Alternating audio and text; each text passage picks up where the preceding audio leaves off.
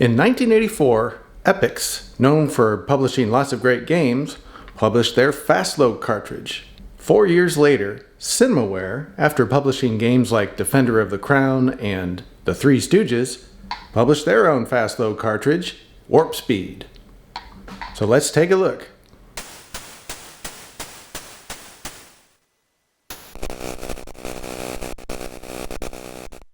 The WARP SPEED was designed by Alien Technology Group.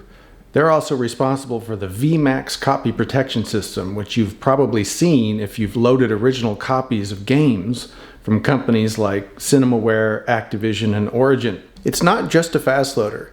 It's got quite a few features, and we'll cover each one of them in order. It's got a DOS wedge, it's got a fast loader, and we'll do some benchmarking to see how it is compared to the others. And it's got a utility menu, it's got a machine language monitor, and a drive monitor. One thing you can see here is it has a switch on it for Commodore 64 and 128 mode. We'll be doing all of our testing in C64 mode. Got the Cinemaware cartridge in there. WARP SPEED, let's turn it on. WARP SPEED 2.0, 1987 Alien Technology Group. And a very bold change to the color scheme for the Commodore 64. Alright, so let's start with the DOS wedge. The manual lists several commands. So for example, you could just press enter the $ for the directory listing. And incidentally, that doesn't erase a basic program in memory. So that's helpful. And if you want to load a file, these are some basic ones. You can just do a slash, hit enter. It'll tell you where it's loading from and where the last address was. Alright. So let's say you want to verify a file. First you load it, do a % to load this as a machine language program. Get that into memory. Alright, well, so I listed the directory. Program is still in memory, didn't erase anything. So if we want to verify it, we'll just do an exclamation point, hit enter, verifying, and it said, you can see here it says OK. A couple other helpful commands. If you want to turn off the fast loader, you do that, that kills the fast loader. So if we go to load the file into memory again, it just says loading, it doesn't say warp loading. And of course it takes quite a bit longer. And then if you want to enable the fast load, you do the up arrow and E. And let's do that again.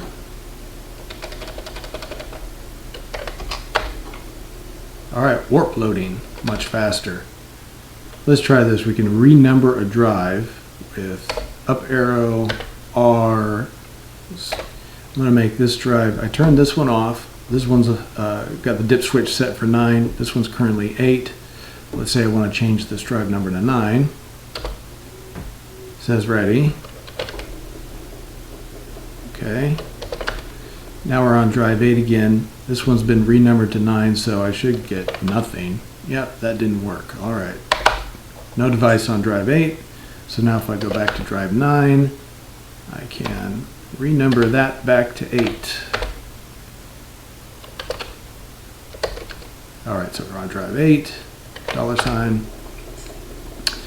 Alright, so that's handy if you have two drives that don't have any way of changing the drive number externally. You can boot one up, change the drive number, then boot the other one up. Okay, so here's actually kind of a cool little utility. Up arrow $. Now instead of listing the directory, what it will do is give you a menu. So you can scroll through the menu and then you just hit enter to load the file. So that's a handy little shortcut. And we'll get to this in a minute. This is the disk transfer benchmark so that we can test the speed of the fast loader. So let's go ahead and test the speed of the fast load. The manual says that you need to save files with the warp speed in order to get the most boost in the speed for loading them. So we're going to use a disk transfer benchmark. I'm going to do this with a freshly formatted disk. And we'll use drive command. This is a warp format. So @F. Yes, I'm sure.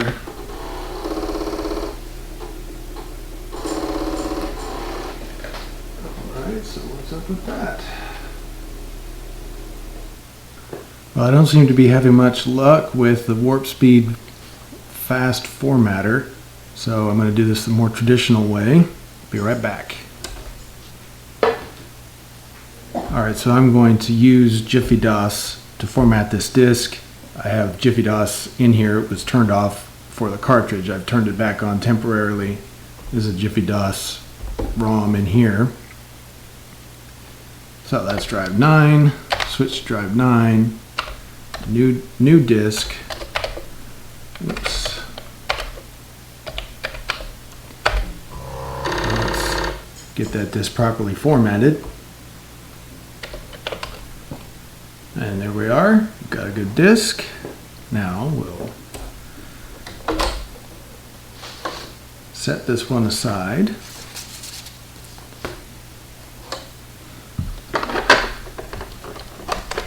Turn Jiffy DOS off. Boot up with the Warp Speed cartridge. Alright, so here's my disk transfer benchmark disk.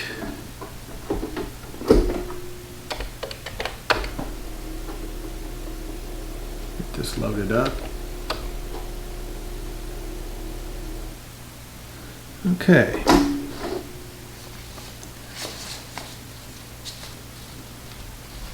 Now I'm going to put that freshly formatted disk in here, and we will test the save speed and then the load speed of the Warp Speed cartridge. First thing we'll do is a save. You'll notice it goes blank. The Warp Speed blanks out the screen when it's doing a warp load or a warp save. That disables the bad line so the CPU isn't interrupted for no reason. Okay, that's a pretty good save score. So the regular 1541 save is a 1x score, and as you can see on the screen there, it's a 369 bytes per second is the regular save. So this was 2900 bytes per second, 8 times faster, so that's a really good save score. And I'll put a bar graph on the screen so you can see that compared to the regular save on a 1541 with the Epyx cartridge save and with the action replay save. Okay, so now let's test the load. So that same file that was just written by the Warp Speed is going to be read back.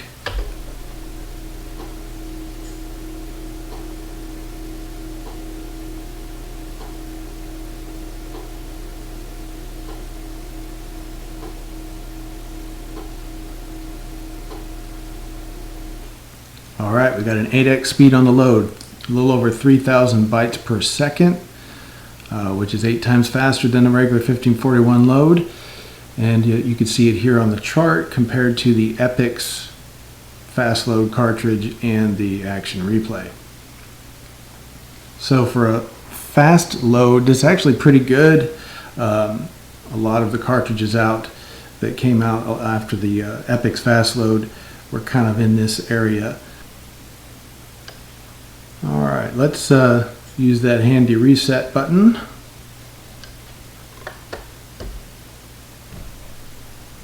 And let's take a look at the menu. So there's no freezer button on this cartridge, but there is a utility menu. Just press this English pound symbol, load that. So this has a couple of different things like view directory. Whoops, no disk.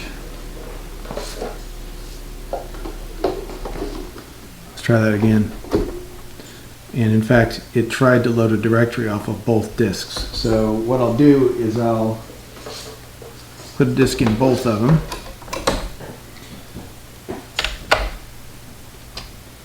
View directory.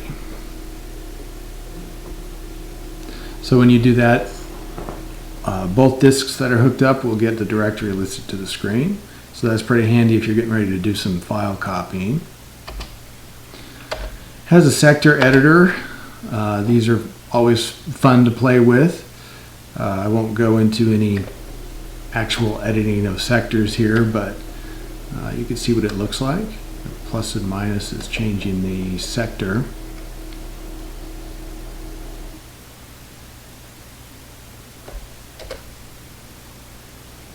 You can go to a text mode and just start writing and save right over it. I'm not going to mess with this disk, but you can see what it looks like. What else we got here? Oh, I don't want to do that. So run stop gets out of the text edit. I'll hit Q. Let's see what the file utilities are. We've already done a view directory. So if we want to copy files, first of all, we go back here. This one says set drives. So the source drive will be 8, target drive will be 9. Those were already set. So if we want to copy the files, we'll hit a space on the ones we want to copy, and then you press S to start the operation. Insert disks, source and drive 8 are already in there. We'll hit space.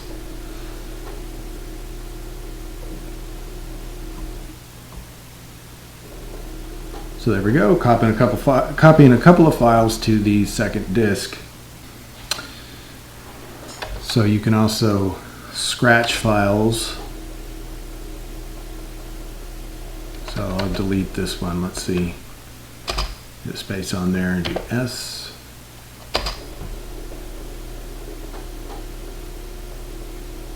Alright, so let's do the directories again. First one, second one. Yep, but the second disk has the files we copied. First one is missing the file I deleted. So that's what you'd expect. Alright, what is disk auto menu?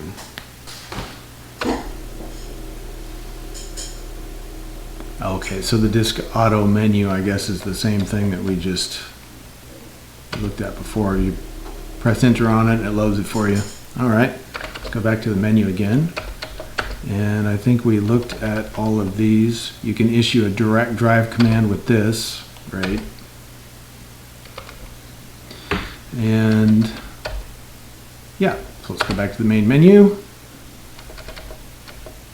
So it's got two disk copy functions here. Single copier is if you've got one drive, I guess, and then a dual copier is going to copy everything from one drive to the other. Let's just try it out. So we'll double check our directories. So I will copy the top to the bottom. Top one's drive 8, bottom one's drive 9. So if we do a copy disk, set format. So set format, what is that?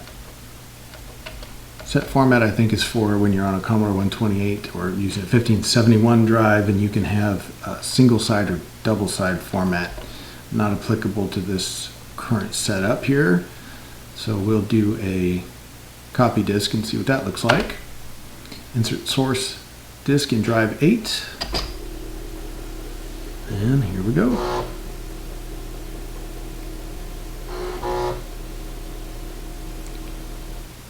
Okay, that took a little while. View the directories. They are identical. That was a track by track copy, and it will not handle copy protection. But if you have just some regular data disks, that's a good way to just copy one to the other. Nice and convenient. What else we have on this? Let's go back to the main menu. Again, drive command, that's for sending commands like scratch, format, whatever, validate to the drives. Okay, and we'll get to the ML monitor. You can go into the monitor this way. The other way you could do that, so we're back at, and I'll reset. We're back at a ready prompt. You can either use the menu like we were in, or you could just press the pi, enter the pi symbol. And here we are at a monitor. So this is a machine language monitor. If you've never seen one of these before, this is a way to enter in machine language code into your computer. I wouldn't recommend it for developing software, but it's useful for miscellaneous tasks or even debugging things. So for example, I'm going to assemble to memory location 1000, load the accumulator with 6.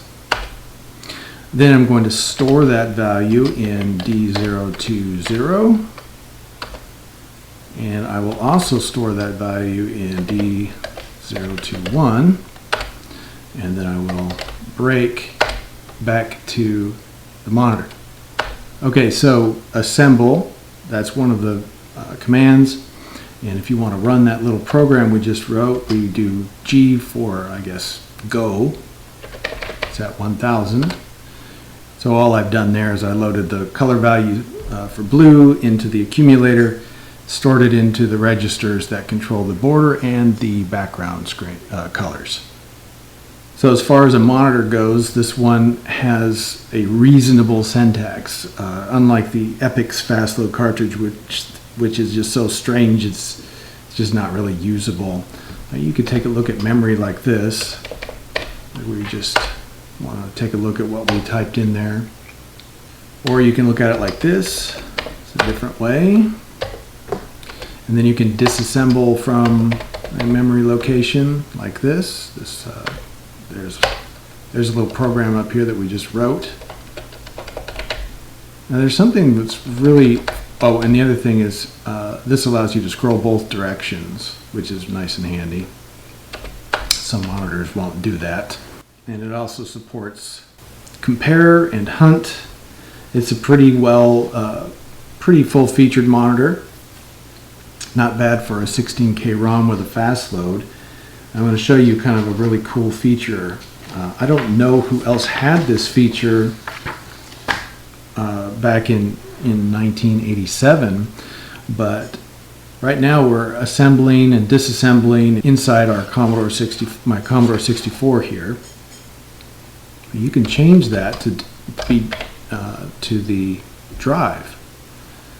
So you do O08 for drive 8, and now you notice that we have a different symbol there. Instead of a period, it's a bracket. The 1541, this is really a computer. This is a very complicated floppy drive. It's a computer, and it just happens to be a computer with storage built into it and no keyboard or screen, but it's got a 6502 processor in there, and it's got 2K of RAM. So if you're developing something, some people have written programs that actually execute code in parallel in the Commodore and also in the drive at the same time. But if you're developing something like a fast load routine, this would be really handy. So I've changed it to use the drive memory. Let's look at in the drive C100. This is actually the drive's ROM code. We can disassemble that, DC100. So we're actually working, this is the ROM code of the 1541. We're actually working in the 1541's processor and memory. We can write a program in there. Let's see, how do I show this? Let's take a look at 0300. There's not a lot of room to work with in a 1541, but 0300 is one place where you can start to write some code.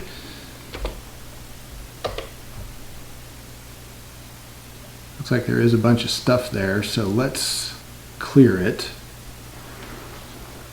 Do a fill 0300 to 0370 with the value 00. Oh, incidentally, that didn't work. So we're trying to fill 0300 to 0370 with zeros. But for some reason, this Warp Drive Mon is very picky about how you enter in the numbers, so you got to do that. All right, so it's filling the memory inside here. So let's go take a look at that again. Go up here and do memory 0300, and there we are. So we cleared this area in the drive drive RAM. So we can actually write a little program in there. So if we go assemble to 0300, let's just increment 0305. Okay, not much of a program, and then we want to return to center, because if we don't do that, the drive will just kind of get stuck. I won't go into a big thing on programming the 1541, but we want to return to sender, otherwise the drive will basically freeze up. Okay, so what you see here, 0305 is currently 00. We wrote a little program that is now stored in the 1541's memory, and all it's going to do is increment 0305. So when we run this program, once it's finished, this should say 01 instead of 00. So we'll just do go 0300. All right, now let's look at, well, let's do it this way. No, let's disassemble it. We'll disassemble 0300, and that value that was 00 is now 01. Now the disassembly is a little confused. It thinks we're doing an OR on the accumulator. But anyway, it did its job. The program we ran changed this value right here from 0 to 1. In fact, if we go and we run it again, I'm just going to run this one more time, disassemble it. This number here, when I disassemble it, should change to 2. Let's see what happens. Yep. It's a little fast, but there it is.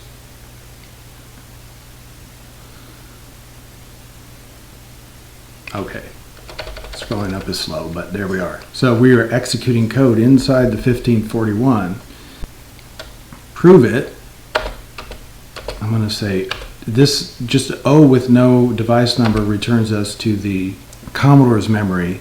So the Commodore 64's memory. So we'll go to disassemble the same memory, and it's all different. So that is pretty cool. I looked at a couple other monitors, and they're just not this. I'm not saying nobody else does this, but this was in 1987, and this was a pretty cool feature if you wanted to write code for a drive. You want to disassemble the code in the drive or whatever. You could do that with the WarpMon, and basically you can even do this in BASIC, but basically it's running the memory write, read, and execute commands for you in the context of a drive of a machine language monitor. So cool feature. Well, I had an Epyx Fast Load cartridge back in the day, but I can remember seeing ads for the Warp Speed, and I always thought I'd like to have one. Now, after having used it, what do I think? Well, I like this cartridge. The fast load is pretty decent, and the save speeds are among the best that I've tested. Now, you can look at my website, which I'll link down below. I've got a disk transfer benchmark tool that I wrote so that I can test the speed of loads and saves without having to use a stopwatch. The DOS Wedge and utilities are useful, and the ML monitor is pretty good, and it's really neat to be able to go into the 1541 and do programming right in there. My only real gripe is I don't really like the harsh color change. Most fast load cartridges do something a little more subtle, and I would have preferred something like that, but that's a really minor gripe. Now the thing about this cartridge is, it was released in 1988, which is 4 years after the Epyx, and it definitely beats the Epyx Fast Load, no question about that, on features and on the Fast Load feature itself, but it's lacking a freeze. So the machine language monitor is pretty useful, it's nice, but it would be really cool to be able to actually start that after loading up a game.